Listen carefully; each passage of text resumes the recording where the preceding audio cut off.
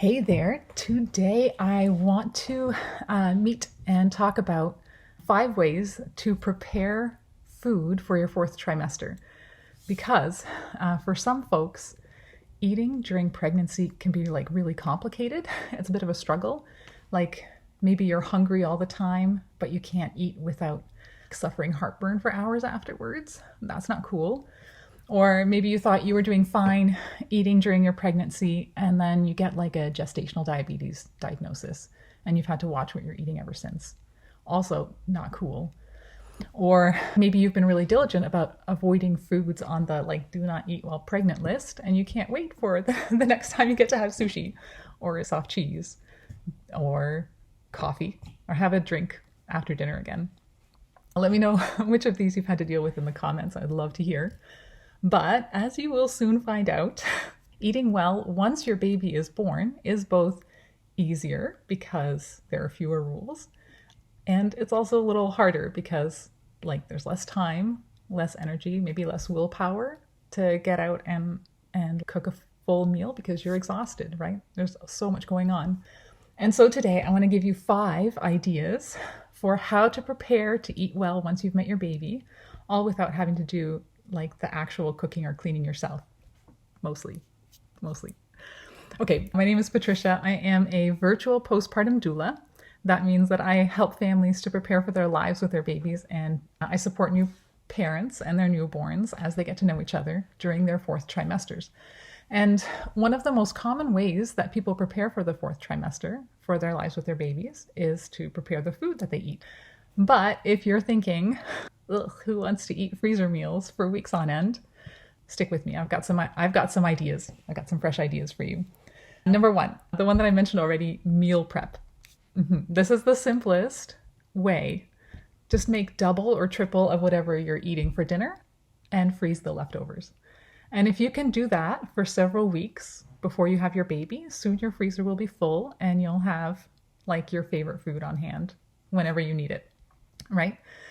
Or if you don't love leftovers, I recommend that you go follow The Family Freezer here on Instagram at The Family Freezer, or check out her website, Kelly's website, thefamilyfreezer.com, and follow their guidelines to prepare a whole ton of food ahead of time that you freeze when it's fresh, and then you defrost it and cook it the day that you want to eat it. And she's got all kinds of food for crock pots, instant pots, and skillet.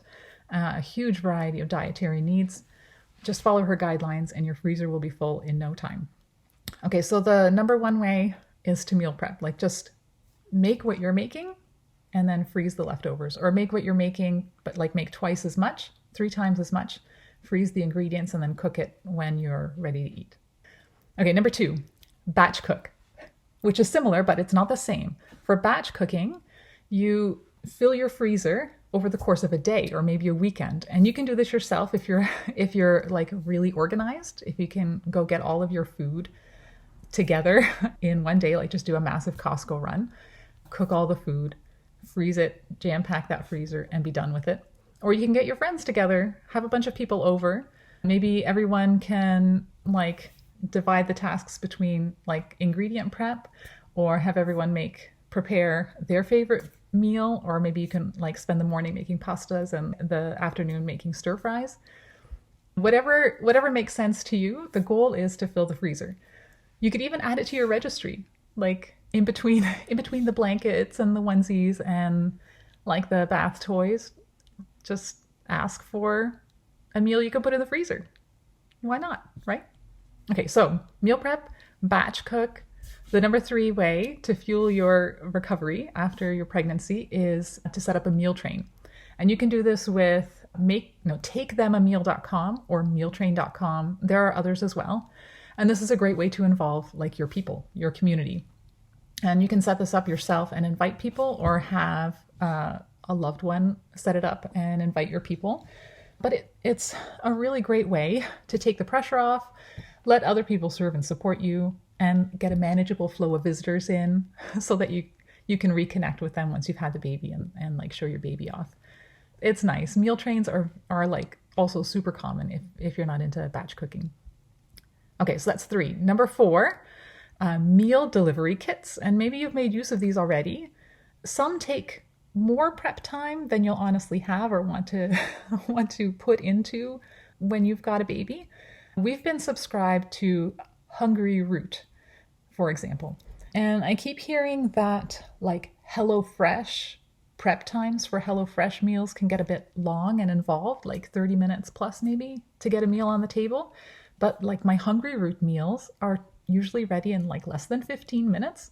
So if you're into that and you want to eat like more veggies and less meat and add more variety to your diet, then I recommend Hungry Root for sure. But whatever, look around, find one that suits what you're into, get it set up before your due date, and you'll be so glad you did because the fresh food will show up at your doorstep every week. And like sometimes even automatically, you won't have to be involved in the shopping at all. And then the number five way to prepare food for your fourth trimester, this is less hands off. Not hands off for you in terms of shopping and cooking, but thanks to the pandemic, many of us are way more familiar with like online shopping for groceries from our favorite grocery stores.